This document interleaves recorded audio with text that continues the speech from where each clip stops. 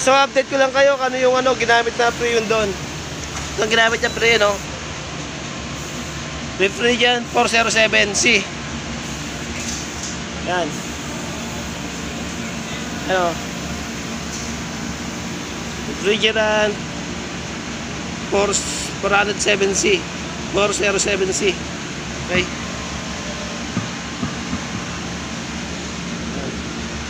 Ang kanyang kanyang gauge, ang kanyang refrigerant. Okay? So bago kayo magkarga, tignan nyo muna yung refrigerant para sigurado kayo. Mas lalo na yan, yung mga walang magkalagay na na freon. So delikadong basta-basta magkarga. Hindi katulad dati na may nalagay na R22. Noon, mahalapin nyo pa ng refrigerant 407A. So kailangan yung mag-ingat sa pagkarga. Kung pwede o hindi pwede pagsamahin, delikado yun. So kaya kung may mga bagong technician doon, o lumang technician, tanongin siya. Sino yung nakakalam. Okay? Yan po, maraming salamat po.